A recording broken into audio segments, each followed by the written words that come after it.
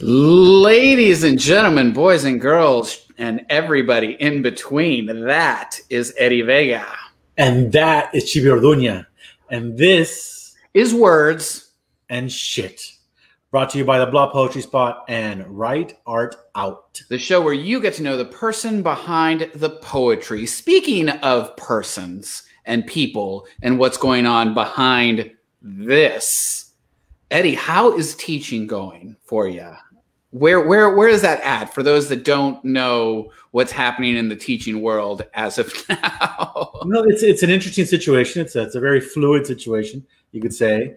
And every day seems to get more and more emotional for the average teacher out there, and not in a good way. So it's okay. Talk to your teacher friends. I'm okay, but go check on your teacher friends for real. It is fodder for the poetry, is what's happening right now. It's all fodder. I heard the other day it was National Send a Teacher a Bottle of Wine Day. I didn't get shit. No. So, I think there should be a National Send a Teacher Whiskey Week. There you go. Yeah. There you go. That would be a good one. Well, I ask because our guest today is an educator, a mentor of the youth, has been so for many, many years. And I'm sure he has his own perspective to give us on our current situation. Yeah, because he's still out there teaching too. Mm-hmm. Talk to us. Zihuatanejo is with us. He was awarded the 2017 Anhinga Press-Robert Dana Prize for poetry. His latest collection, Arsonist, which I have in my classroom. I should have probably brought it with me, but it's in my classroom. Was published by Anhinga Press in September of 2018. His work has been featured in Prairie Schooner, Sonora Review, Huizache, and Southwestern American Literature, among other journals and anthologies. Joaquín received his MFA from the Institute of American Indian Arts in Santa Fe, New Mexico, where he now teaches Performance Poetry 101 to his undergrad students. His work has been featured on NBC, HBO, NPR, in Historias, and the National Teachers Initiative. Joaquín has two passions in his life: his partner, Aida, and poetry, always in that order. Every time I've spoken to Joaquín, it's been an amazing experience, and I'm so glad he's with us here this week. Ladies and gentlemen, Joaquín Zihuatanejo. How are you doing, sir? Well, first, unmute yourself.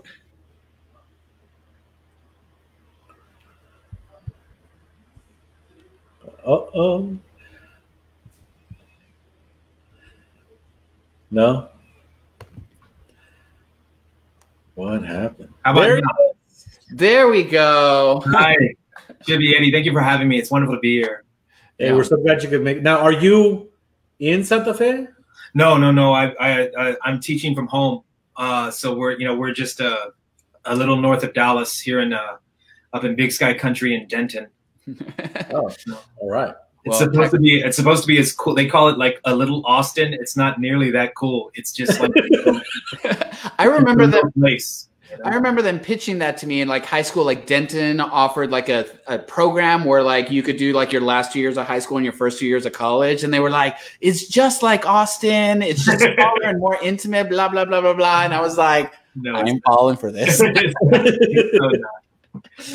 but they do have the coolest. North Texas has the coolest jazz band. Yeah. Jazz band. For sure. I travel all over the country. When I talk with young people who are interested in music, I always tell them, like, where I did my undergrad, UNT, like it's world renowned for music. It's really, if you're a music student, it's a place to be. Nora Jones went there. That's yeah. Eddie is a huge Nora Jones fan.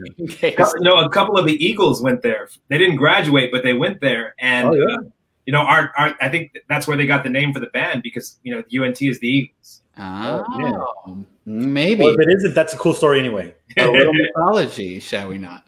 Well, before we hand the show over to you, just a quick word to everybody that's watching live on Facebook at the moment. Use the comment section, y'all. We are monitoring it as much as one can. So use the comment section to engage with the poet and to ask your questions. Again, we'll be monitoring. If you have something that you want to ask Joaquín throughout this session, please put it in the comments, and we will try to get to it as much as possible. But without further ado, let's go ahead and start off the way we do every week, and that is to hand the show over to you, sir, and to just bless us with some poetry. Hi, thank you. Thank you so much. Okay, so I'm going to read 5 poems, and one's really, really short, so it'll feel like 4. So this is, I'm going to read 2 new things right out the gate here. So this is called The Gospel According to My Tío Celestino. Who among you is wise? James 3:13. Never buy a car from Jaime Woods over on the corner of Ross and Henderson Ave.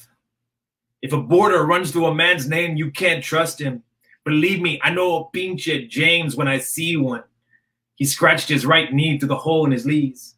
Years ago, he poured the porch we were standing on there where the bottom step met the dirt. He etched a Spanish curse word into wet cement. But all that was left of his inscription was dejo. Back then, his abrazos were more arms and chest than belly. Aye, football or words, mijo. If you dedicate yourself to something, you're bound to be good at it. He dated a white woman briefly whose eyes were blue on some days and green on others. It is impossible to love a woman with eyes a color you cannot name.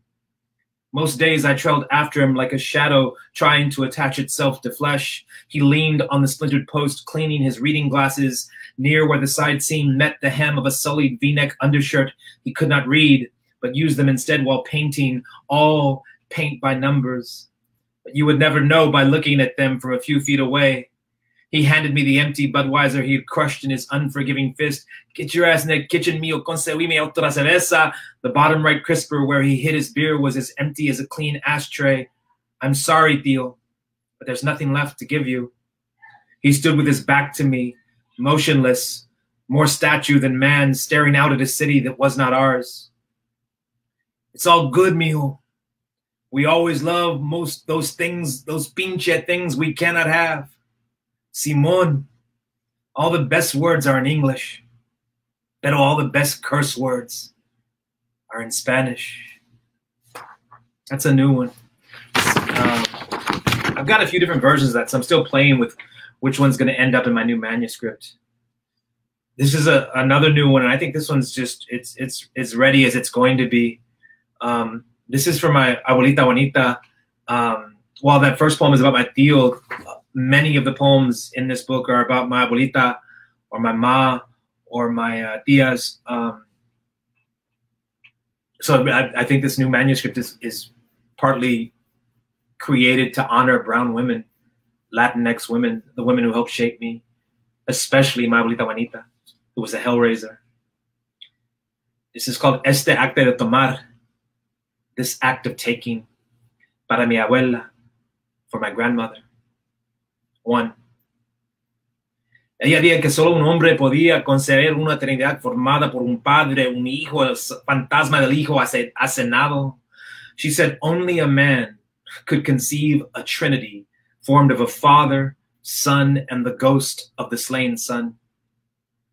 Ella dijo que una de esas trinidades es imposible. She said one such trinity is impossible. Ella dice que si miras de cerca la estatua de la Virgen Madre en el altar, verás donde se ha estirado el vestido azul en algunos lugares, causado sin duda por las manos de hombres irreflexivos, revelando el yeso blanco debajo. Solo la Virgen Madre tiene un alma sin mancha. No puede haber padre, ni hijo, ni fantasma sin una madre que les dé toda la vida. She said, if you look at the statue of the Virgin Mother on the altar, you will see where the blue of her gown has chipped away in some places, caused no doubt by the hands of thoughtless men, revealing the white plaster beneath. Only the Virgin Mother has a soul without blemish. There can be no father, no son, no ghost, without a mother to give them all life. 2. Ella dijo que vendrán y nos quitarán todo esto.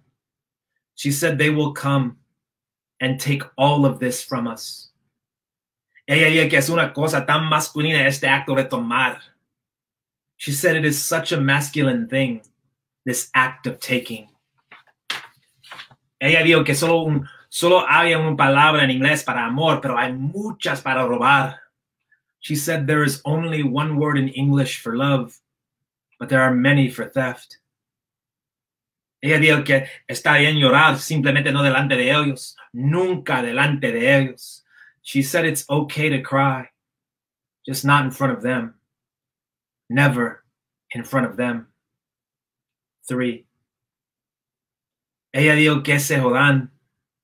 She said, fuck them. Ella dijo que no es un pecado maldecir. She said it is not a sin to curse. Ella dijo que solo puedes odiar y amar en el idioma que se te da. She said you can only hate and love in the language you are given. Thank you for listening to that one. I'm going to read 3 poems from my book, Arsonist, because it's its birthday. This book has been with me now 2 years. So happy birthday to this book. The 3rd most beautiful thing I've ever done. Well, the 4th most beautiful thing I've ever done in my life. Right behind my 2 daughters at 1 and 2. And one particular turnaround jump shot in a middle school basketball game at 3. And I think this is my 4th beautiful thing that I've done in life. This is called Nova. By the way, this book is for my father, who I never met, or didn't know really. Nova. Snow, the day you are born. Such unusual weather for the desert you inherit, but you refuse to let this story begin with white. So you change it.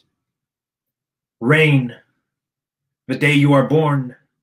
Such unusual weather for the desert you inherit. Your father stands outside the emergency room doors, a soft pack of Camel Straights in his hand. His swimming pool eyes a stark contrast to the gray sky above. No, there will be no white transitions in this story. His sunless eyes a stark contrast to traceries of Asia above. Your mother screams, pushes you into the world after 17 hours of labor. The nose and mouth are suctioned. You take your first breath, cry. Your father, silent as benzene, exhales white smoke through both nostrils. Stop.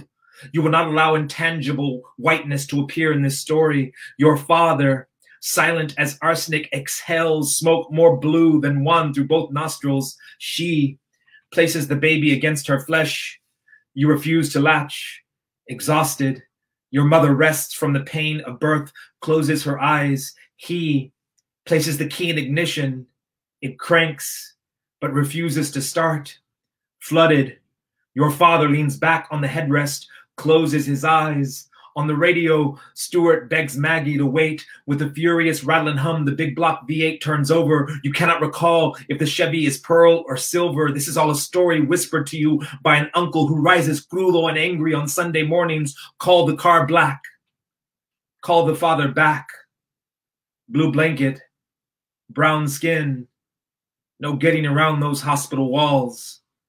Anemic, bloodless, impossibly white. And this next poem is the poem that's on the adjacent page. And this book came about by finding out from a stranger who shared half of my blood that my father had died. And they sent me the obituary, and I wasn't in it. I'd been written out of my father's death, the way that I've been written out of his life. So I rewrote it. So this is called The Breath of Our Disconnection, or On Finding Out That I Was Left Out of My Father's Obituary. He is survived by sheet-soiled crimson, crumpled cold on hospital floor, survived by blood in lungs, throat and mouth, hair and sink, by chemotherapy, by diagnosis, survived by pain in side and shortness of breath, by calloused hands, farm jack, come along, whirly jig. He is survived by new family and new priorities, by community college art classes, by not so brown boy, by the idea of beautiful brown woman. He is survived by pills of different colors and sizes, by PTSD, by Agent Orange. He is survived by severed limbs and wails of soldiers too young for death, by Ho Chi Minh City, unit core, God and country, Act 1 of Hamlet, by paint by numbers, survived by amniotic fluid in lungs, throat, and mouth, by unbuckled belt and floral print dress on the floorboard of a Chevy, by young man and younger woman swaying in time in small town Texas dance hall. He has survived by I'm so lonesome I could cry, playing on the jukebox. This is the last poem I'll read from Arsonist, and my last poem for this little 5-poem set that I did for you all. It's the shortest poem in the book, but it feels like the longest, you know. This is called For Better or Worse. Almost a year now. What I've learned is this. My dead father is not in the dirt, nor is he in the poems. He is in me. So thank you for listening tonight. Thank you for being here. Thank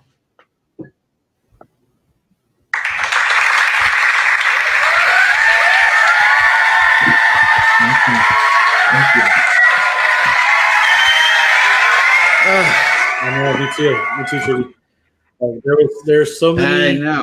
Like, I had some questions prepared, and there's so many more we could spend more time talking about. But I just feel like there needs to be a moment of. Right. I'm going to add to that moment, or if you can add to it, actually. Can you tell us that story of how Arsonist came about? Because you were working on another manuscript, weren't you? Yes, yeah. I was working on these sort of long anthematic narrative pieces that were as much for the stage as for the page. And when I went to my MFA program, I was about a semester in and working on these really long things, and the work was overwhelming. Like, because I was also working and writing and touring and teaching while trying to get an MFA, and so I needed a break. So at the end of my first semester, my partner and I, our next door neighbor is like a retired doctor, and he had a timeshare in Aspen. He said, it's free. If you can get up there, you can have it for a week. And he's like, it's the nicest hotel you'll ever stay in. And I was like, I've stayed in some, pretty nice hotels. So we'll see about that. And sure enough, like, it was the nicest hotel I've ever stayed at. At 9 o'clock, 2 women in like a full gown would knock on our doors and ask if they could tuck us into bed. And they had hot, like, coffee and cookies, or no, milk and cookies. Every night at 9 p.m., 2 adult women asked if they could tuck us in. It was crazy. Anyway, I always turned down the tucking in, but we would take the milk and cookies. So we're there in Aspen, and my partner's on her laptop, and I'm on my laptop, and we're like watching the snow fall on the trees as we're both kind of working. And my partner gets a Facebook message from someone she doesn't know, and she reads it, and her face just contorts into an expression I've never seen. And she's like, Joaquin, this message isn't for me. This message is someone who recognized my last name as your last name, and they're trying to find you, and you need to read this. And the message was from a half-sister that I didn't know I had. And the message, the Facebook message that she sent me is actually the epigraph that opens my book. And it reads, you don't know me, not really. And I hate to tell you like this, but my father, I mean, our father, has died. A Facebook message I received while writing these poems. We got back from Aspen, and I came into my office, and I had my manuscript tacked all over the walls, because that's what our profe, Sherwin Bitsui, had instructed us to do. And I came in, and that message just kept playing over my head for like 3 or 4 days before we got back. And then when we got in, I just, I pulled out my journal and I wrote down, how did your father's absence make you feel as a young person? ? And the word underneath it I wrote was degraded. And then I started weeping. And I took every poem that I had written for my MFA creative manuscript, and I just crumpled them, and I pulled them off the walls, and I collapsed on my floor, and I wept, and I cried for my father, maybe for the first time in my life. And when I got up, I looked back at the word degraded that I'd written down in my journal. So I pulled out my laptop, and I typed in the word degraded into the search engine and just hit enter. And the first thing that came back was this scientific essay on causes of land degradation. And I read it from beginning to end. It was really interesting. And it was broken into like 10 parts, and each part had like an all cap bolded word. And so I thought to myself, what if I pulled that all cap bolded word out and laid it on a page and wrote something in 10 parts for my father? So I wrote this poem called Causes of Degradation. It's a sequence poem. It's 10 parts long, and it's in the book, and it was sort of the catalyst for what would become Arsonist. So I started writing all these love poems about a man I didn't know. And so I ended up researching and finding out things about him, doing interviews and trying to go back and just piece them together from other people's stories and from old photos that I'd never seen that were sent my way. And so yeah, when the book won the Robert Dana Anhinga Prize for poetry, it was actually entitled Causes of Degradation. That was the title of the book. But I was fighting that title since the beginning of the manuscript. I was really fighting that title. I don't know why. I thought it was too long. It didn't seem right. And I was thinking of the title Arsonist a lot, because there's a lot of fire imagery in the book. I always felt real burned by my father's absence. And it was a conversation I had with James Aluñola Stevens, who's just this beautiful poet who wrote Combing the Snakes from His Hair and so many other things. He was one of my profes during my MFA, and he found out that I was thinking of changing the title. And James said to me, Joaquin, I heard you're thinking of changing your title of your manuscript from Causes of Degradation to Arsonist. And I said, yeah, I am. And he said, you have to. And I said, why? And he goes, don't you understand? All these poems are about you and your father, and the word arsonist has the word son in the middle of it. And it also contains the sentence, our son is, inside that one word. And when he said that to me, I was like, I just had the same moment. I was like, what? Like, that's why you're a brilliant published profe who's read in Egypt, and and I'm a slam poet trying to get an MFA. But yeah, so yeah, this is, I think it's the best work I've ever done, and in terms of work, in terms of poetry. So let's talk about then the flip side of that, because you alluded to it while you were reading your poetry, that your new manuscript that you're working on is about the opposite side of that. You grew up without your father, but you were surrounded by these amazing brown women, that raised you, that set examples, like I really want to know about this Hellraiser abuelita that you had and why you call her that. But I want to know about the women in your life. And absolutely. My mother had me when she was very young. My mother was 17 years old when she had me, but I think she was younger and more beautiful and more rebellious and more wild than most 17-year-olds can be at that age. So my mother was out in the streets a lot, busy being, wild and rebellious and beautiful. So she wasn't around a lot when I was a young person. My father wasn't around, period. He sort of left the year of my birth and never came back. So when this happens in the barrio, you both know that, when your father will not and your mother cannot, take care of you, your abuelitos sometimes step in. So I was actually raised by my grandparents. And my abuelita Juanita was such a large influence in my life, despite the fact that she was only with me for like 8 years. She passed when I was very, very young, but the stories of her live on. And all the tios and tias would tell me those stories. But even beyond that, I just remember her so vividly. I remember everything about my abuelita, because maybe like your grandmother's, like my abuelita was always cooking. Like la cocina was her realm. Like all my memories of my grandmother are cooking, and like tortillas was a big player in our life.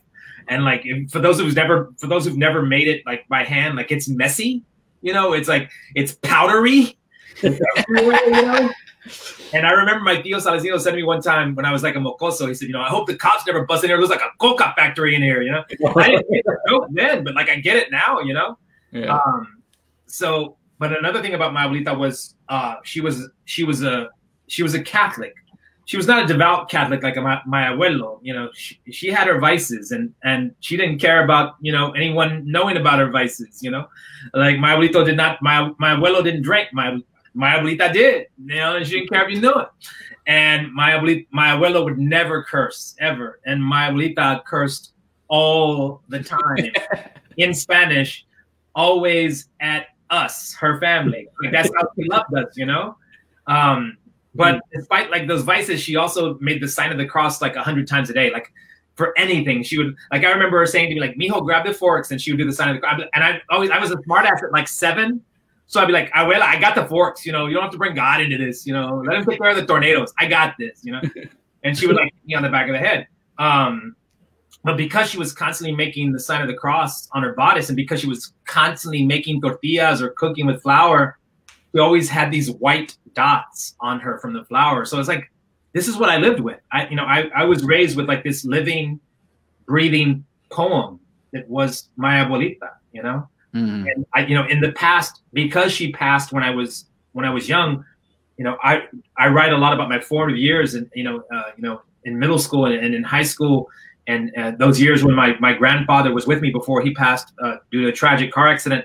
So I want to write about the women. I want to bring those stories to the forefront because they need to be told, and they're sacred. They are. Now you mentioned the tortillas and your abuelita in the kitchen all the time, and I've made it a point. We are celebrating Latinx Heritage Month, and we've got people from all different types of cultural backgrounds that bring their own cultural dishes. What is your favorite dish from your cultura? Look, Eddie is hitters. Eddie is because he's the taco poet. Look, you know, so I'm talking to the expert here. You know, all food is delicious. I didn't have a lot of food as a young person, so I love food. Like, I eat lots of food because there was a big chunk of my life when I didn't get to eat a lot. And so like, I love food, but I will say, you know, my Kung Fu is not very strong, but I will fight anyone who says that the taco is not the greatest invention in the history of womankind and mankind and humankind, because like, it's like maybe like taco and then like indoor toilet. I don't know, but like taco is like, man, it's perfect. It's absolutely perfect. You can hold it in your hand, you can go, like you can walk and eat, you know, you can like, you know, you can sit down and enjoy it. It's, you know, it's the best, you know, and for me, like I'm watching these incredible documentaries now on Netflix, like one's called The Taco Chronicles, and like, oh yes, I'm captivated by this show, and I love it so much. But like, I'm gonna be real with you, because like when I was a mocoso, we had 2 tacos in the house. Like, we had one of 2 tacos was the tacos we were going to consume, right? And one was taco de frijoles, like a tortilla with beans. Like, that was the taco. Cheese? Are you kidding me? Cheese costs money. Get out of here with that mess. So like, we had the taco de frijoles, and then we had the picadillo. And picadillo, it's different everywhere. Some people put peas in it and like corn. I know what? You know, no. So like, you know, picadillo for us was ground beef with seasonings and onion and potato, and like, that was it. Yeah. And like, to this day, I still think picadillo is the greatest taco ever, like in the history of ever. You know, I don't think I had a fancy ass taco. Like, I don't think I had like a pajita taco till I was like 20. And I was like, what? You have steak in taco, like asada in a taco? Like, I didn't even know that existed, because I grew up on frijoles and tortillas and picadillo and tortillas. But yeah, you can't, you know. Oh man, I love my people from all these different cultures. I love the food they bring to us, and I appreciate it. I honor it. But yeah, you know, tacos. You know, you're not gonna beat a taco. I'm sorry. Yeah. There are 2 questions. One, it sounds like the style of tortillas that your abuelita was making were the kind where they're still a little dusty on the outside. Oh, absolutely. And that seems to be your nostalgic favorite. Yes, yeah. And also sometimes, like, when they would black them out and like, you know, the little black charred spots and sometimes they would puff up and you pop the little puppy. Oh man, so good. But you know what it means when it puffs up though, right? What is that? Is it good luck? Yeah, I mean, well, it means your suegra's gonna like you. Ah, yes. Is it true? Is it true? I hope so. But like I've noticed, like some people are really nostalgic for that floury tortilla, flour tortilla, but the real powdery on the outside. And then myself, my moms were smooth. So when I saw the powdery ones, I was like, "What is this?" You know? And as I've gotten older and seen a lot more, I realized that, you know, everybody else has their own sense of nostalgia and sense of, you know, and there's different regions. Laredo tortillas are different from Valley tortillas, from San Antonio tortillas, from Dallas and Houston tortillas. But here's the real question is, because you went to school in Santa Fe, right? Yeah. So why are the New Mexico tortillas, New Mexico tacos not as good as the Texas ones? That's the question. I hate talking smack about my beautiful home of New Mexico. All right. Just make a comparison. They love their red chili and their green chili from, where is it, Hatch, New Mexico, and it's great. I love it too. But when it comes down to it, like I don't know. It's like there's some kind of like Spanish flair, you know, to their tacos and to their food. And like, I don't know if you've ever been to like certain parts of New Mexico where there's these people called norteños. Have you heard of these people, like norteños? Like they're super proud of their Spanish heritage. And like you look at one and like they look like a Mayan, they look like an Aztec, right? They look like Mexico. Like you look like Mexico. Like they are not Mexican.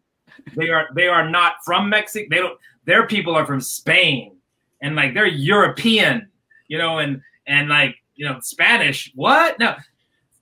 And I think like that norteño little conflict, that internal conflict they have, sometimes makes its way into their food. I don't know. Maybe. I mean, New Mexico. I was kind of, in case you're in New Mexico watching this. No, Eddie, I want to ask you, since you're the taco poet, like, what's the best taco in your mind? Like, what is? Yeah, no, I have an answer taco for you. You got a taco. What is it? No, but there was a taco war some like 2 years ago, 3 years ago, between mainly Austin, San Antonio. And I had to write about that. I had to put that in my blog. And the answer is that the best taco in Texas is with your abuela, with your tia, with whomever it was that shared that first taco with you, or that consistent taco with you. That's where the best one is for you. I don't think that it's fair to say that one is better than the other, a region is better than the other. We all grew up with different. There are just so many good things about each region that add to that taco. Like you're talking about your picadillo, like my picadillo taco, my grandmother would make it with like minced meat instead of ground beef. And that's how I thought it was supposed to be. And then I come to San Antonio and everybody's using ground beef. And I'm like, oh, okay. You know? Because there are tacos. And then, as Deep so kindly put it when she was on this show, there are tortilla sandwiches. Okay. Not a taco. I want to ask you, Chibi, like I know you're a fan of brown drink. Like you like a nice cocktail. So if you have a fantastic cocktail, what item is like, this is the best thing that anyone could ever consume? Like what's the dish of choice for you? And as it pertains to drinks? And no, like you have your drink. Okay. I was going to say, I don't make on us. What do you pair with your wine, with your cocktail, with your, you know, you've got your dream meal in front of you. What are you consuming for? What's delicious to you? I mean, I was going to say, like, I don't make cocktails. I do straight tequila. All right. But I think anybody that has been around me and knows me and my cooking for a while, like I am 100% all in when it comes to this traditional Jalisco dish, carne en su jugo. It is, you can't go wrong. I love it. And it is so local to like where my family's from, to where like people have never experienced it. And then I bring it and they're like, oh my God. It's just, and it's so simple, right? It's just beef, bacon, beans, tomatillos serranos. That's it.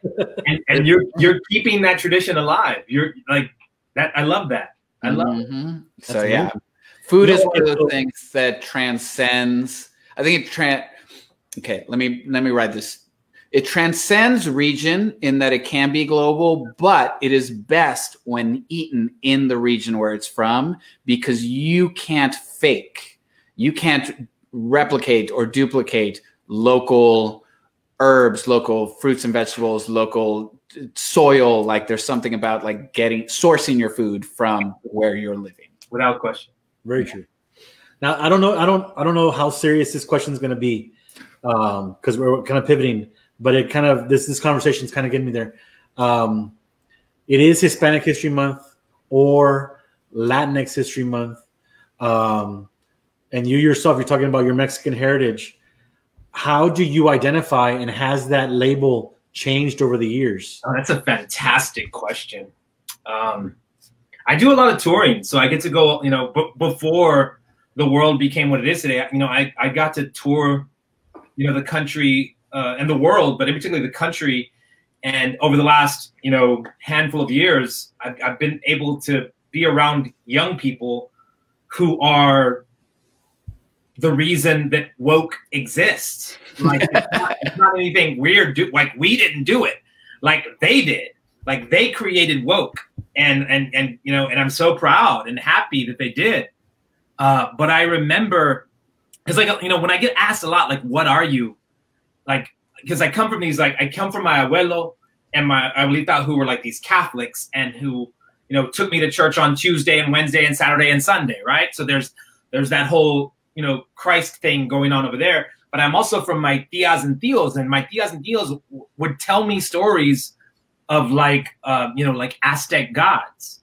And so like, I'm also like that. So I'm like this, I'm not, so I have these two different, like this duality that makes me up. And like, I remember my abuelo would always say, Mexican American. And I even think I heard him say Hispanic a couple of times, but I think his default was Mexican American. Whereas like my tios and tias were always like Chicano, Chicana. And, that's what we are, right? And then, we got the X, which was really thrilling to me. And I really I really embraced the word, the X, the Chicanx, the Latin X. I think that's a beautiful thing. But I had a conversation with someone from Mexico and about the term Latinx. And what they said to me was really insightful. So I took what they said and I introduced myself that way at a reading at a university. I said, my name is Joaquín Zihuatanejo. I come from Dallas, Texas. I'm going to be reading poems to you all for about an hour. And since it is the month that it is, I want to say I'm very proud to be Latinx. And I said, Latinx is what I said, right? And I got confronted after the reading by a handful of young Latinx women who took issue that I had called myself Latinx. They did not like that at all, because Latinx was a term that they created, that their generation brought to the forefront. And by de-anglicizing it, because like every syllable is wrong, I'm just like every syllable in Latin X is actually wrong. It's like, there's nothing Latin about Latin, and there's nothing Latino or Latina or Latinx about X, So I tried to explain to them that like what they're doing by naming themselves is sacred, that no one can name you but you. Tú eres tú, you are who you are. But I have the right to do that too, and I feel like no one can call me what I am but me. Mm-hmm. And I at that moment, in that living, breathing moment, I was feeling very Latinx. I was. And even after we had this, like 2 or 3 minute, 4 minute conversation, they it kind of ended with them like, all right, you know, and then like turn around and walking off. Like no resolution was gotten, but I don't know. So like when people ask me now, I'm different things on different days, but like, you know, some days I'm Latinx because, you know, I just, you know, I love the young people and I love them being woke and I love them creating this thing for all of us. But some days I do feel Latinx and, you know, and I'm that. And then some days I'm Chicanx because, you know, I feel that too. So I guess I'm different things on different days. Like I feel like I carry people with me. So like if I have my tias and tios with me, now I'm probably Chicanx. But you know, if I'm just, you know, on my own, you know, I'm either Latinx or Latinx, one or the other. I love that, and it is that idea. I think whenever we confront this question, it's like you have the freedom to choose how you identify, right? And can't nobody put a label on you. You know.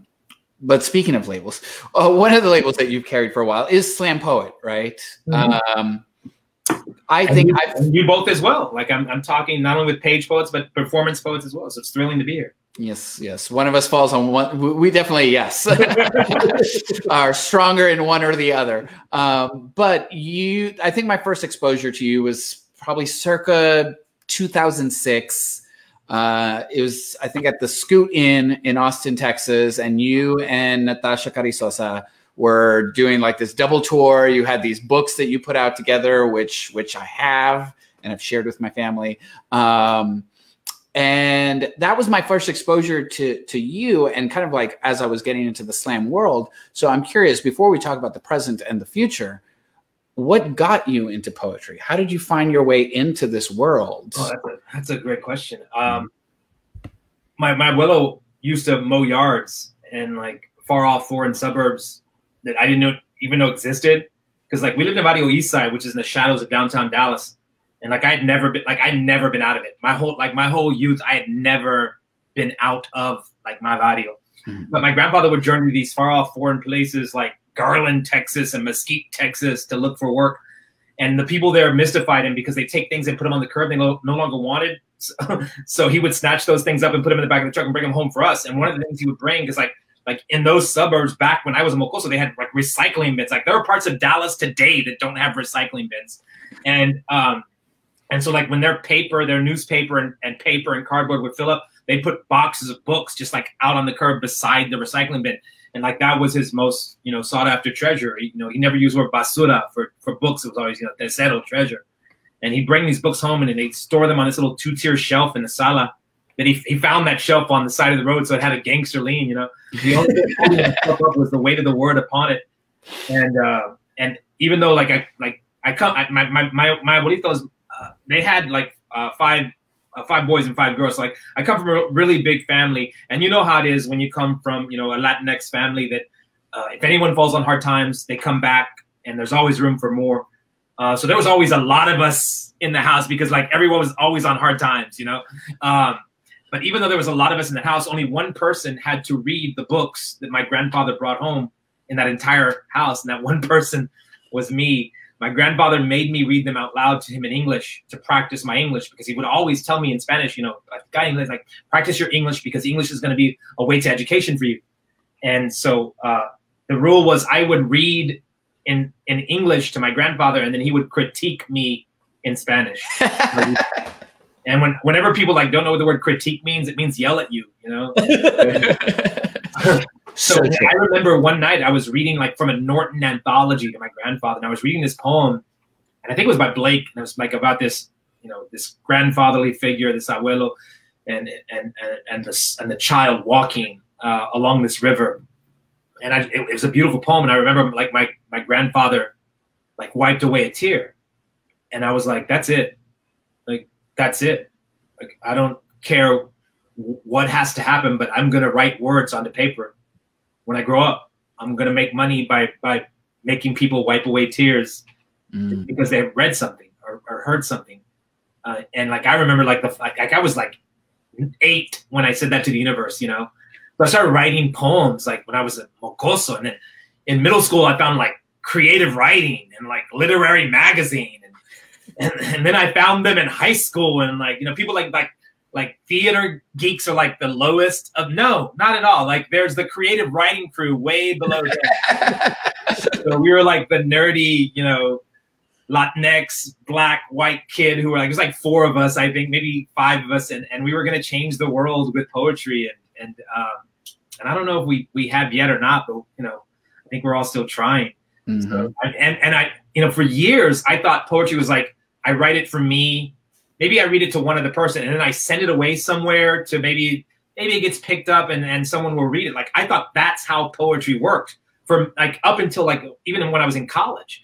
I mean, I found creative writing in high school and college. I didn't find slam in high school and college, but I got turned on to the work of great poets. And so like I remember I was taking a college freshman class during undergrad, and we were reading some Amiri Baraka. Mm-hmm. And I found out that Amiri Baraka was going to come to Dallas in like 3 weeks and read at Sankofa Cafe in the South Side, in sunny South Dallas. And I was like, I'm going, you know, I'm going to go. And so I went, and it was supposed to start at 8, and then they said it was going to start at 10. And then the first poet took the stage at 11, and like I got there at 7:45.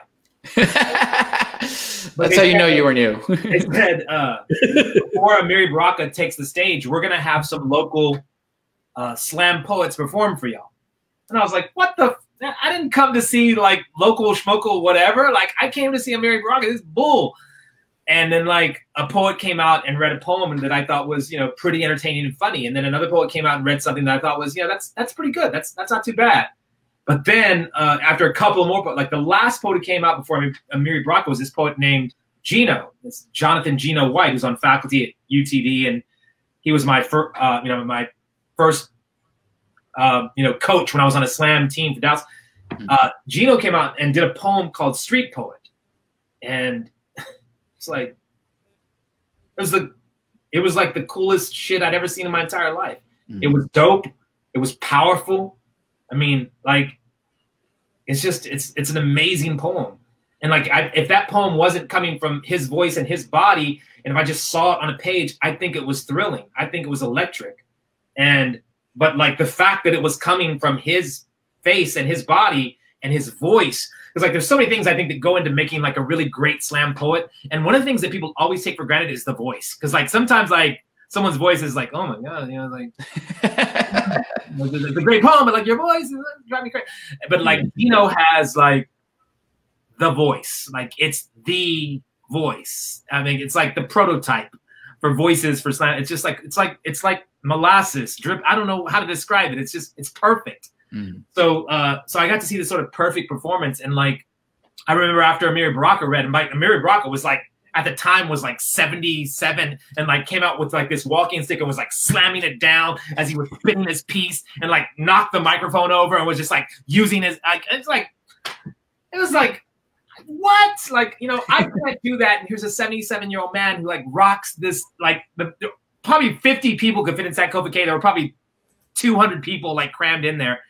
And I was like, who's this 77-year-old brilliant, breathtaking elder just like rocking out? I remember I bought a chapbook from Amiri Baraka that night. And he said, can I sign it to you, young man? And I said, yes, please. And he's like, what's your name? I said, my name's Joaquin. And he goes, shit, like Corky Gonzalez, look at you, man. And he signed it. He signed, like when he signed it to me, he's like, Corky, Joaquin, Hellraisers for life, poets. Like he signed this beautiful thing to me about like Corky Gonzalez and me at the, like, it's like, what? How did this happen to me? But like after seeing Gino perform that night, I went up to him and I said, like, do you do this a lot? Like, how do you get so good? And he said, you know, you just come to the slam and check us out. So I didn't know what that was. So like, you know, when I went to the slam, like I thought it was an open mic. I didn't know what the word slam meant, you know? So I went, you know, I had my journal, and I was ready to read off the page, you know, because I didn't have anything memorized. And when I walked in, I was like, what the shit? Hell to the no. I scratched my name out. First time I ever signed up for, I chickened out. And then I went back the following week and I signed in again because I kind of saw what was going on. I was like, man, let me try and memorize one of these poems of mine, you know, kind of saw what was going on. And then I was too nervous. So I took the page up there with me, you know, for the first round. And by the way, that first round, my first slam that I competed in, I had chickened out again. I scratched my name out again. But I'd made the mistake of meeting the host the week before. Yeah. Louis, Rock baby. And Rock had saw, like, we had talked to each other the week before. So that Friday, the next Friday, when he met, he's like, hey, "Isn't your name Joaquin?" I was like, no, it's Joaquin. Goes, "Oh, my bad." He goes, I saw your name on the list last week, and then like I saw it again tonight. Like both times, it was like scratched out. Like, "Are you gonna spit anything tonight?" And I was like, "No, man, I'm a teacher, man. I got that sore teacher voice. I can't really spit pure fire tonight." And he said, "Mm-hmm." So that night, Rock was like, "Y'all, welcome to the Poetry Slam. We get ready to do this thing. When I say poetry, you say slam. Welcome my first poet to the stage, my homeboy from 7 days ago. Don't get it twisted, y'all. It ain't Joaquin. You better get it right. Y'all, welcome Joaquin." Like, I got bullied into my first damn poetry slam. But I ended up winning that round. Like, I got the highest score in the first round, and I made it to the second round. And I was like half on page and half off page with everything I was reading that night. So I like had paper in my hand and ended up winning the second round too, the highest score that round. So I made it to the third round.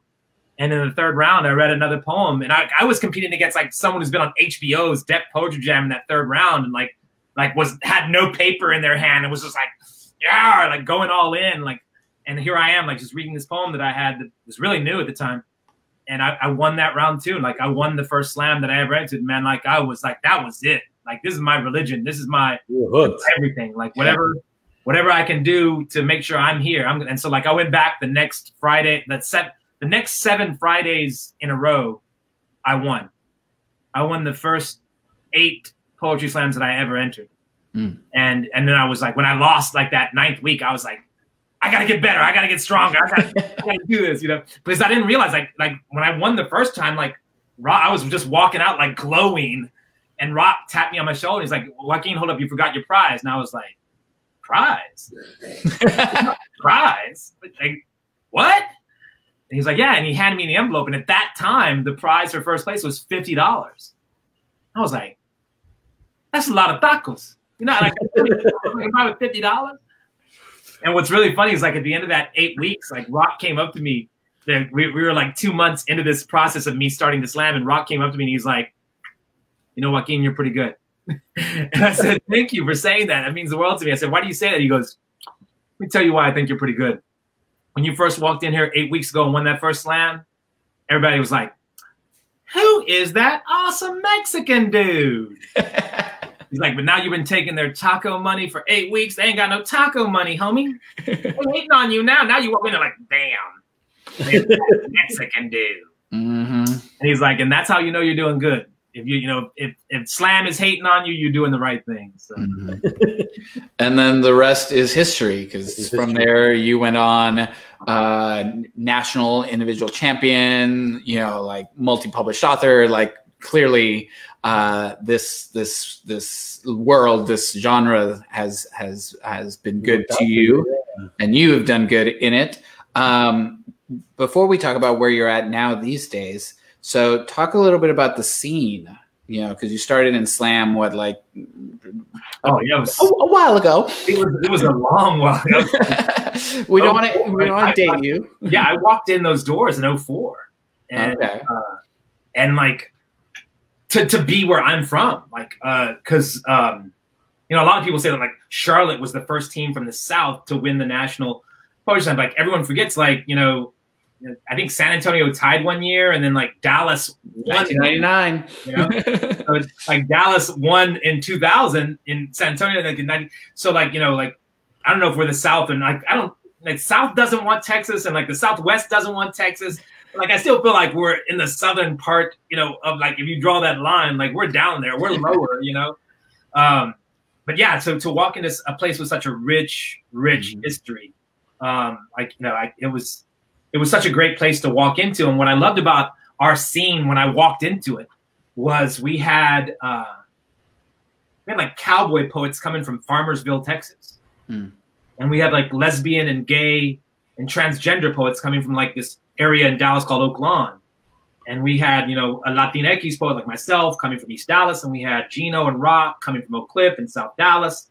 And we had, we just had so many different kinds of people that really, I think, didn't have a lot in common except we love poetry, Yeah. And it was thrilling to be a part of that. And because I think Dallas is, I don't know how San Antonio is, but Dallas is a very segregated city. Like it has so many different cultures, but they don't cross-pollinate, you know? Like South Oak Cliff stays with South Oak Cliff, and like Barrio Eastside stays with Barrio Eastside, and Arcadia Park stays with Arcadia Park. And like you have this Boricua neighborhood that doesn't really mix with this, you know, this Latinx neighborhood, this Mexican American neighborhood, and you have this African American neighborhood, this Black neighborhood that doesn't really mix with this white neighborhood. And like the Slam, like all those places were coming together, and it was just beautiful. Like it was, to me, it was like everything that could be right with Dallas was happening in our little beautiful scene. Yeah. So how do you see the Texas Slam scene now versus how it was then? That's a great question. I don't get to Slam much anymore because of life, because of work. Like really for me, like more than anything, like I had thrown myself into for a good 6 years, the youth Slam movement. I remember, so many times in Dallas, I had adults come up to me and say, Joaquin, you should run a youth poetry slam in Dallas and take the kids to B&B.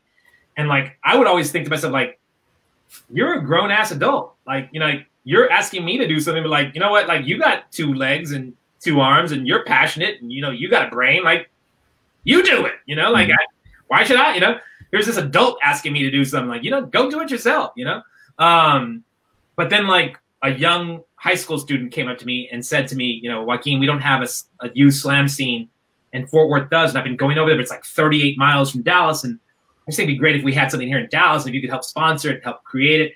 But when a young person asks me something, like, I'm going to listen, because like that's a 14-year-old who doesn't have the resources that like a 32-year-old who's asking me to do something does. So when this young woman asked me to do that, I just threw myself into it. And I will say about like the youth slam scene when I was a part of it, and this was, probably 4 or 5 years ago when I stepped away and handed it off to other stronger, smarter poets to take over. I think it was in a good place. It just wasn't in a great place.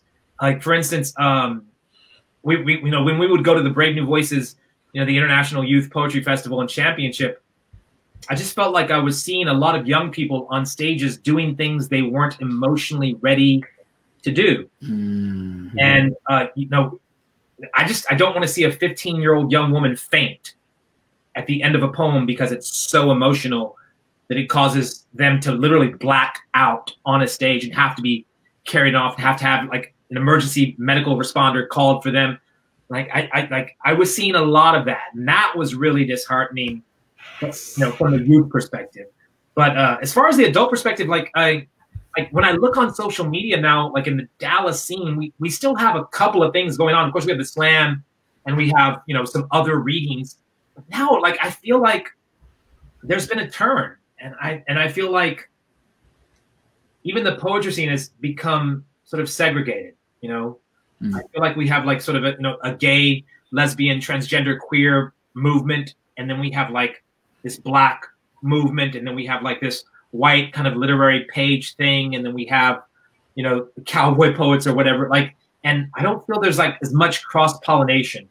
I'm speaking of Dallas, not of any place else but Dallas, because I don't know San Antonio and I don't know Austin, but I feel like it's not as interconnected as it once was, and that's when that's a little disheartening.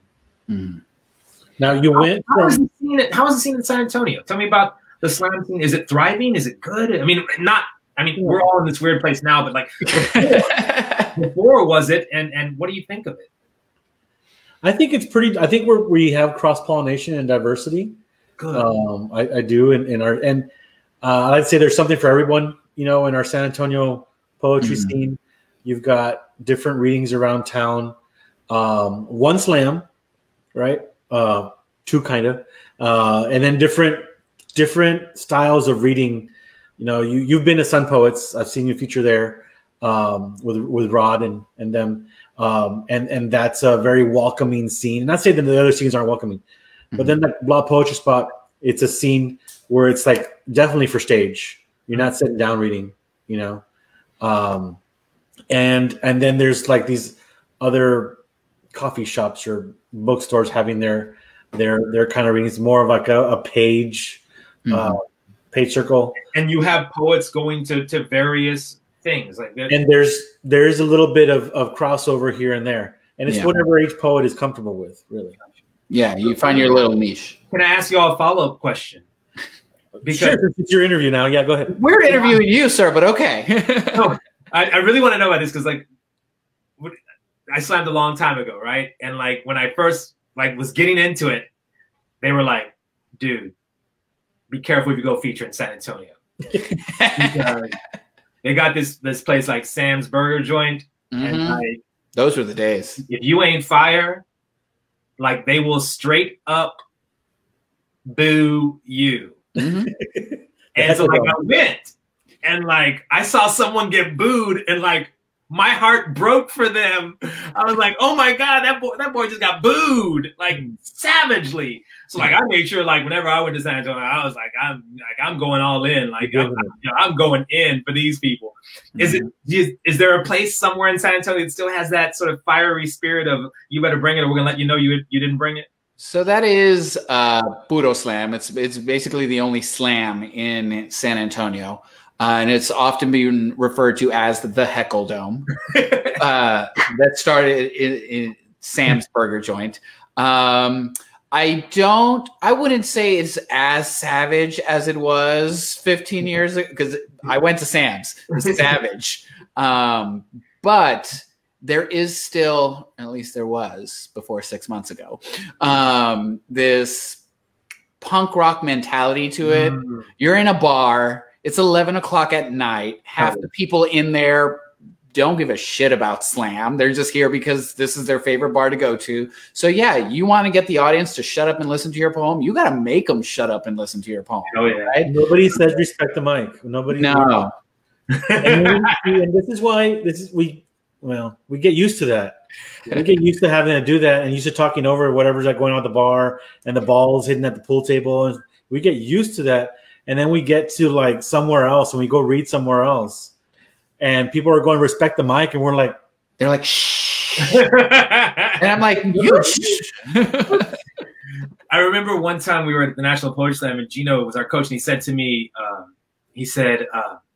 this was something they used to say about Dallas, and they're still going to say it about Dallas. You may not understand what they're saying, but you are definitely going to hear them because they're loud. And like the reason was back then we were in this place called the Art Bar, which was it was a bar inside a larger facility that was like 5 bars. So we were in one of the bars, and our bar, the Art Bar, backed up to Club Clearview, which was the main room. And our slam started at 10. And the band went on at 11. And like Clearview was like a rock joint. Like it was either heavy metal or rock. So like in the second round and the last round, like people would have to like bring, like you couldn't do like a sad poem about your dad dying or whatever. Like you had to like bring fire because that's how you were heard. And so, like we sort of, I think for the longest time, Dallas had it, and maybe San Antonio the same way, had it sort of.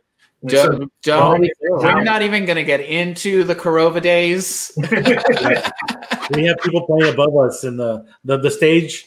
We were in the basement, and then there was a club above us, and if they had a band going, then they had. And it was a punk rock club. So yeah, I love it. That was different times. I will say this is what we still do. We still do a little bit of the heckling. Usually it's we heckle each other because we know each other. Yeah. But if you do suck, we will car wash clap you. Oh yeah. And that still happens. And I will say this: that spirit's still alive. We had when AWP was in San Antonio. Yeah. We had a reading at one of the a bar we have our readings at for Block Poetry Spot, and there was a nationally recognized poet up there whose poetry some of us Puro people were not totally appreciating. And we were this close to doing a car wash clap for this like very it didn't happen. It was close. It was close. It was close, and it was only like out of respect for the venue and for the folks we had invited. We invited these people. That and I even turned to Rooster. I'm like, hey, can we count? And he's like, no. And I never. He usually is like all in for stuff like this, and he's like, no. Not tonight. Not tonight. My favorite little moment was when one poet was up there and it was just bad. And so the car wash clap started. We're just, and he decided that is the motherfucking beat. Oh, no. Home to the motherfucking beat. Oh, no. And he just kept going. I was like, that's probably the most brutal thing you could have done. Go for it, bro. Now, Joaquin, you went from slam into an MFA program. Did your classmates know about your success in slam? Well, it's funny. My classmates did not, but the profes did. And I remember when I was literally walking on the campus for day one for my first experience in Santa Fe, day one of my MFA. And here comes John Davis, who was at that time was the creative director for the entire program. And John Davis is he's like the modern master of prose poetry. It's like you could teach a master class for months on what is a prose poem and how to do it perfectly. So I'm starstruck. So here's John Davis walking toward me, and he stops me and he goes, "Joaquin." And I said, "Yeah, you're John Davis. It's so great to meet you. I love your work, and thank you for all you're doing for the program." And he went, "Huh, our first slam poet." and I was like, "Well, yeah. I've had some experience in slam." And he goes, "I thought it'd be Hakeem Bellamy. Welcome." And he walked off. And so I walked past him. And I can see like up ahead, I can see Sherwin Bitsui and Orlando White and Joan Naviu Kane smoking cigarettes outside in the fall, and it's cold, and they're outside smoking cigarettes. And these are I love these poets, they're legends, and especially Sherwin Bitsui. And I'm walking toward them because I need to ask where this building is. So I'm like, "I'm sorry, I know you're Sherwin Bitsui. I'm a huge fan of your work, but I just had a question for you. I was asking where a building was." And Sherwin was smoking, and he's like, "Hey, he's famous. He's got a lot of YouTube likes." I'm like, "Shit!" I just got here. I've been here 45 seconds, and I'm labeled the slam poet. But but that was there too. I think the faculty, knew of me, but all of my cohort was just they were so just wonderful. And I think the 8 poets that I ended up being this cohort with was, I couldn't have asked for stronger poets to go through this this 2-year thing we were going to do together. And one of the members of the cohort, Michelson Stone Sweat Knapp, who professes in California, is such a big part of Arsonist because we had to get feedback on every poem from everyone. We workshopped all 4 semesters. It was the bulk of it was workshopping. So I owe them, my cohort, and the professors just a world of gratitude because so much of their feedback found its way into the book. And now you have always been mentoring youth, and in some way teaching the next generation. You are now teaching, and in this kind of weird space, this liminal space that we're in. How has that been going? Teaching and mentoring and still working with the youth, but now in a social distance, virtual. Well, it's been thrilling because I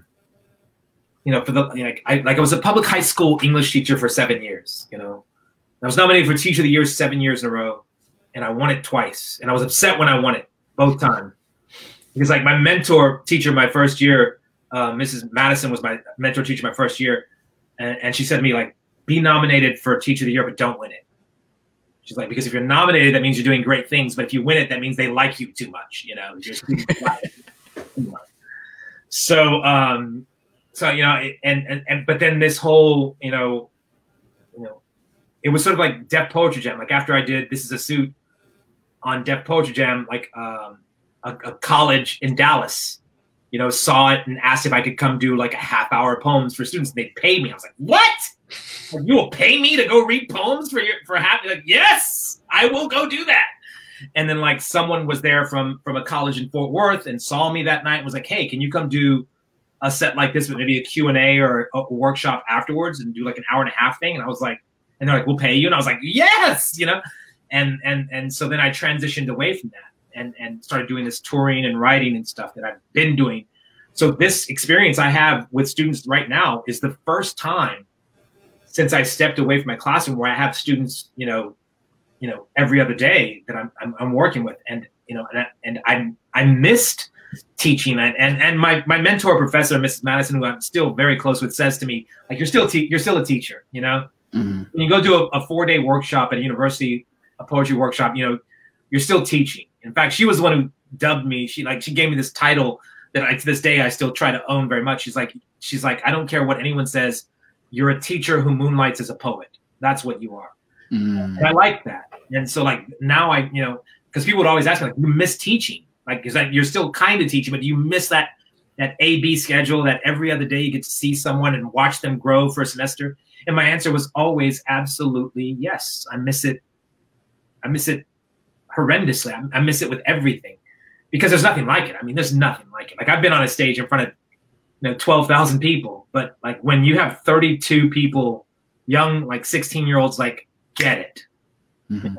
Like, lean in and like, you know, it's that there's nothing like that moment, you know, nothing. I remember in my classroom, quietest girl in the entire 11th grade, Annika, one day when we were discussing the Scarlet Letter, and she's like, Mr. Z, you know, like, a pearl is mistakenly made by a grain of sand that, you know, by a fault finds its way into an oyster. And Hester's daughter, Pearl, was born out of wedlock, so maybe perfection can come from flaw. And I'm like, what? Like, what? Are you 70? Like, how did that come in, you know? And like, I got to experience things like that every day for 7 years. And then now today, you know, I've got students that I'm working with today. So I teach a performance 101 class. But I'm trying to teach it wisely, because we have to perform things. We have to write things and perform them. But, you know, I can hear them perform without their camera on. And to me, like, that's enough. You know, like, if I can hear the voice in the world that we're living in today, to me, that's enough. So like, I'm not challenging my students to open up their cameras. I'm only asking them if they want to, during the performance moment, they can. Because, you know, I want them to feel comfortable in their space, because not everyone, you know, wants you to know exactly how they're living or where they're living. And like, I try to be absolutely mindful of that with the way I'm working now, because the class I teach is actually a dual credit class. So I'm teaching upper class high school students who are taking a college course. And, you know, and I was 17, and like, when I was 17, that was the year after my grandfather passed away. And so, you know, like when my grandfather died, like, I just kept living in that little casita, you know, after the funeral, and I was alone. And then like a week later, like, a man came and like said, you have to leave. Like, your grandfather didn't own this house. He rented it. For me, it's like, go.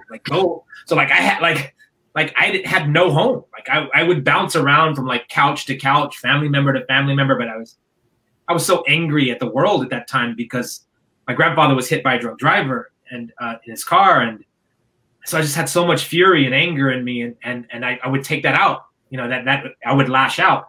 So like, you know, if you transition me to, like, my home would have looked like the kitchen where I worked that I slept in some nights, or you know, the Austin Street Center for the Homeless in downtown Dallas, or because I slept there some nights, or, you know, even like a park bench by Lee Park. You know, like, I just had to do what I had to do. And so like, I try to be really mindful of that when I'm working in this virtual experience with young people. So yeah, so it's like, it's in terms of like seeing their faces and having the camera, like, to me, I don't ever want to, I want my students to be comfortable. And if that means I don't see their face, but I hear their voice, that's enough for me. Yeah. But it's a tricky time. So we're having to be creative, and we're having to, you know, do things differently. Like, I wanted to do in this course, I wanted to do a really big unit on the group dynamic. But a couple of my students have let me know that like the hotspot that is not theirs. They don't own a hotspot. The school like gave them a hotspot for free. Like, it sucks. And like, they pop in and out all the time. And so like we can't have a duel because like someone might be like pop out for like a minute, you know, and like have to be admitted back. So like I scrapped all of that. Like, the hell with all of that. Like we'll focus on the individual this semester, and we'll still be brilliant, breathtaking. Yeah. And, we have to, you know, we have to redefine and reimagine and just do things well, do things wisely. Yeah, well, you've definitely been an innovator throughout the years. You've definitely been an inspiration to many people throughout the years, and obviously, without saying, a mentor to many. So clearly, these kids are in good hands, and you know what you're doing. This has been a really great conversation. There was one more topic of conversation that you wanted to talk about that I'm just gonna disappear for a moment because all I can say is Tim Duncan is a person, and that's about it. So, what is it about basketball? Because there was this jump shot. That's the third greatest thing you've ever done in your life. That's about basketball. In middle school basketball, there was one turnaround jump shot that was perfect. Like that was, God, I remember it so well. Like I remember Kirby in his really short shorts was like, way to go, Joaquin. Like, way to go, Joaquin. And because my form was so perfect. You know, I think the thing that I love about basketball is it takes me back to this kid that I grew up with, Manny Valdez. And Manny was the vato loco in the barrio who was embarrassed that both his parents had jobs and like pretty good jobs, you know? Like his mom worked for the post office and his pops like I don't remember what his pops did, but worked at it was like a supervisor somewhere, you know? And so like Manny had things, and like he didn't like people knowing that he had things, because like the Barrio East Side, like it sort of ended where the M Streets, this part of Dallas called the M Street, starts right where the Barrio East Side ends. And like he lived on the first M Street, like it was like Monticello or something like that, or Mercedes. So like he lived on the very edge of the Barrio, like another block over. And like we were like, nah, Manny, you're not one of us, homie. But like, so like he had things, and he lived in the edge of a different neighborhood. And so like he had a basketball, and none of us did. None of us had a basketball. Like I never had a ball, period. Like if Manny wasn't around, like I wouldn't know how to ride a bike, you know, because Manny had things and we didn't. And so like Manny's role was like he would leave things out on the porch. And so he would leave some of his things out on the porch for the mocosos of the barrio. And as long as we put it back, he was cool. Just like take it, but just like bring it back in a couple of days. So like because Manny had a basketball, we all had a basketball.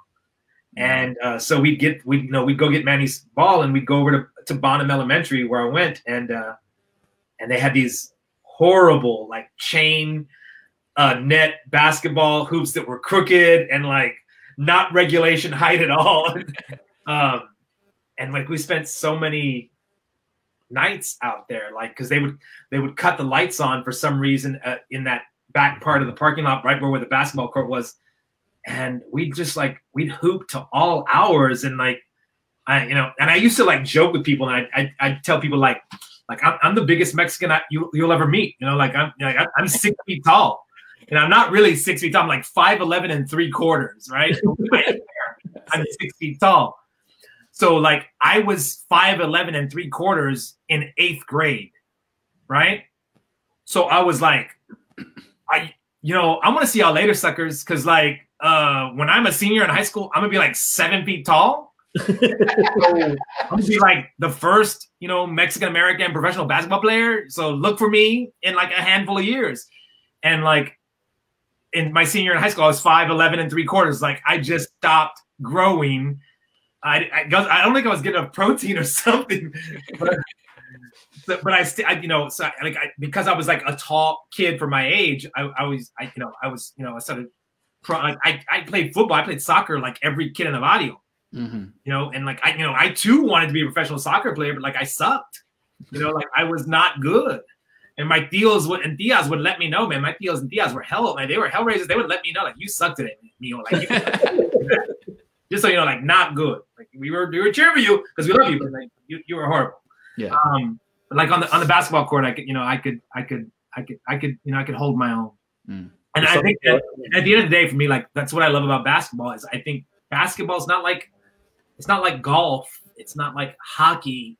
Like you don't need it like an equipment set to play it. Like if one kid in the neighborhood has a basketball, you can go out there in chanclas and play horse. You know, you can go out there barefoot and just shoot by yourself. I did, you know?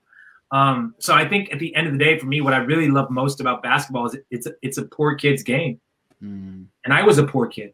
And so I love it. And yeah. Well, you know, two things. One is if you don't already have a poem called Because Manny Had a Basketball. I need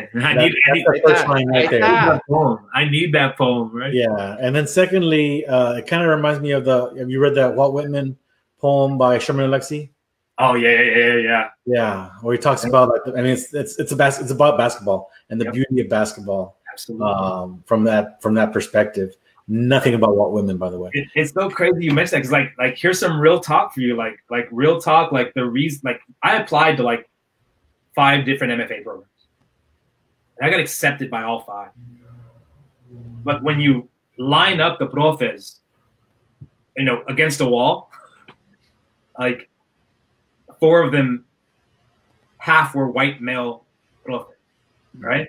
And I've done that. Like I've had that experience. My whole undergrad was mostly white men, straight white men who were profes. So I didn't want that, you know. I wanted profes who came from the world that I came from, meaning who came from struggle. I didn't want to study under someone whose father was a professor and whose father before them was a professor, right? So when I looked at all the profes at the Institute of American Indian Arts, you know, Nali Diaz, you know, comes from the desert, you know, and Sherwin Bitsui comes from the res. And to be perfectly honest with you, like real talk here, like it was Sherman Alexie. Like that was the reason that I selected the program that I selected. This was before everything came out about Sherman Alexie. Right.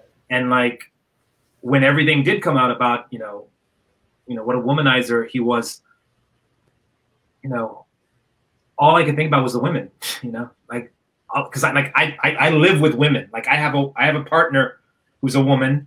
I have 2 daughters who are young women, and I have my mother-in-law, my wife's mother. We take care of her. She lives with our puppy, Bellissima. She's a woman. She's a young woman pup.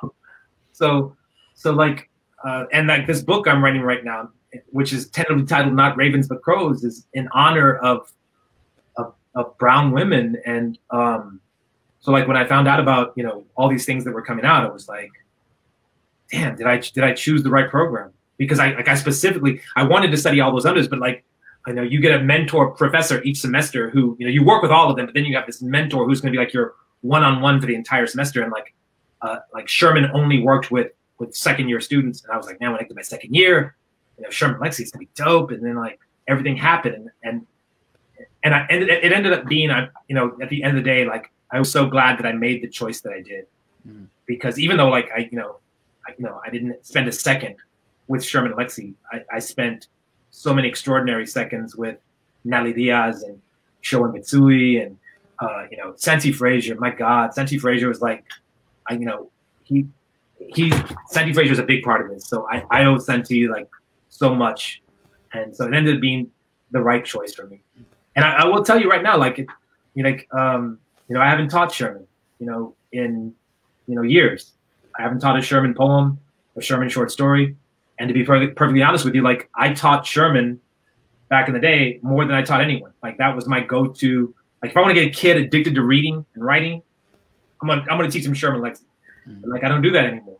And I don't have to, because there's so many great writers out there writing today. You know, I can get a kid addicted to poetry with Dinesh Smith, you know? So it's a beautiful time to teach, because so many thrilling, brilliant, and also good people are writing today, and that's important. You know, like I think it's important. Like you know, that whole like, man, maybe you shouldn't meet your idol. You know, because like if you meet your idol and then they're a jerk, like, you know, like and like I'm nobody's idol, right? I'm nobody's idol, but like young people, when they come up to me, like I try to treat them with the utmost respect. I try and honor women every chance that I can, because like it's just, I don't know, like I don't understand why people do some of the things they do, because it's just like if you just do the right thing, you know? Yeah. Just do the right thing, and you'd be amazed like what will happen in your life. You know, like because I feel like some of the blessings that I've been given as a touring working poet have come my way because I try and treat people well, you know. And I think we all should. And I think we definitely did the right thing in asking you to come on here, because this really has been a phenomenal conversation. Oh my gosh, I hope I haven't kept you all so long. Do I still have time to close with one poem or no? You are totally fine. Yeah. The only one that's complaining right now is my dog, who's like, it's dinner time. What is going on? Okay. Can I read one last one? Please close this out. Okay. Really fitting that I'm reading this poem where I'm reading it, Words and Shit, because this poem has the word shit in it a handful of times. And this was a poem that when I got asked to do a TED Talk about a year and a half back, they asked me to send a transcript of what I was going to say. And like no TED Talks ever asked me to do that. And so I sent this poem as part of it. And they were like, Mr. Joaquin, I don't know if, you know, if we could have that. It has the word shit in it a lot. So I was like, fine, find someone else. So, you know, so I didn't do that TED Talk, but I've done like 10 other TED Talks. So, you know, it's all good. So this is called Signs. And I don't like all of my poems, but I love this poem. So I love this poem. And I'm going to read this poem for as long as I can. And this is going to go in the new manuscript that I'm working on now. And I was in Portland for a writers conference for a week, and I got to experience Portland, and so this poem is about Portland. So this is called Signs. Today, a crow shit on me. This is not metaphor. This is fact. This poem would be more romantic and less true if I wrote it raven, but it was in fact a crow. There are more Black Lives Matter, Love Wins, Diversity is Celebrated posters hanging in storefront windows in Portland than any other major city in the United States. I have been here 4 days. I have yet to see a person of color in Portland. One might argue the 25th largest city in this country is not a major city, but with a combined statistical area, it comes in at 18. I find a bar graph online depicting the racial makeup of Portland. 74% white, 8% Asian, 6% Black, less than 1% American Indian. There is no bar graph labeled Latinx, Latinx, Latina, Hispanic, Chicano, Mexican American, Mestizo. There is one labeled Other. We might be in there. A group of crows is commonly called a murder, but can also be known as a muster or storytelling. Some of the most woke white storytellers live in combined statistical areas that are 74% white. Those writers, too, have signs in their front yards that read, all people are equal. People and planet are valued over profit. Women are in charge of their bodies, as do their neighbors. There are signs everywhere in Portland. There is no way for sign makers to keep up. I do not know why a bird shitting on you is a sign of good fortune. I fall back on the advice of my students. Mister, Google that shit. So I do. Theories vary. The first search yields me 3 possible answers. 1, it's messy and disgusting. So is childbirth. So there must be something good about it. 2, after being shit upon, yes, the website used the word upon. It did not use the word shit by a bird. One's day surely cannot get worse and thus can only get better. 3, it has everything to do with the odds. Something along the odds of winning the lottery, of being killed by a white police officer under the North Skidmore overpass near Interstate 5. If you see 5 crows, sickness will follow. If you see 6, death will follow. This is not fact. Perhaps it is metaphor. Certainly it is superstition, but aren't all superstitions rooted in truth? And just like that, I see a person of color in Portland. Somewhere near the corner of Powell and 12th, a striking, robust black man pictured on a billboard that reads, "This is a toxic-free zone." Sitting in Pine State Biscuits, I can hear the two white cooks calling back to Alberto, who is washing dishes. From the angle of my booth, I cannot see Alberto, but I can hear him. He is there. He is not other. He is here. He is. I count 29 white people eating biscuits and fried chicken. As I stand to leave, I notice a button on a white man's backpack that reads, "Immigrants and refugees are welcome." Thank you for listening to me tonight. It's been an honor.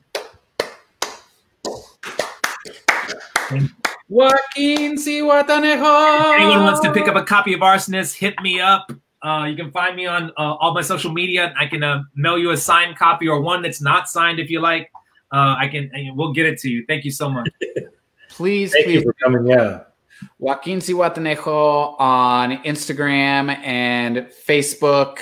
You can also tip the poet if you want, Joaquín-Zihuatanejo on Venmo, or go to www.jzthepoet.com to purchase his merchandise. Buy that book. Buy any of his books. You will not regret it. Give him money.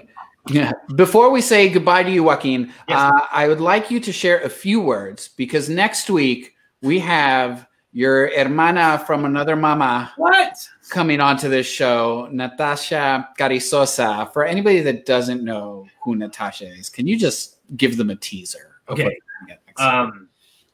My nickname for her is Best in the Business. So you got to tune in because, I call her Mana because Mana is short for hermana, but also Mana is like my hand, so like my right hand. Natasha is my sounding board for poems. When I, every poet needs a sounding board. So like if you're going to be a great poet, you need to find a poet who's stronger and smarter than you, that you can send poems to and bounce them off of. My sounding board is Natasha Carrizosa. She's stronger than I. She's smarter than I. She's brilliant. She's breathtaking. She's a mother. She's a dreamer. She's a teacher. She's everything that's right with poetry and right with the world. And if you tune in next time, you're going to experience something that's gonna feel like church, in a way, but like the right church, like the way church should be, So yeah, so be ready for something spiritual and something magical and something extraordinary. I love it. And she's so humble too. She's always like, I don't know if I'm right. I'm like, Natasha, you're Natasha Carrizosa. You're always the right choice. Well, excellent introduction. Thank you so much for your time today, Joaquín, and thank you for that fantastic preview for next week, because it's going to be a great show. Absolutely. Thank you so much. Thank you. Oh, Eddie, that was... I know. I need decompress now. A tequila... We got a week to recover. A tequila is a chaser to Joaquín Zihuatanejo. I want to take it. Well, this has been fantastic.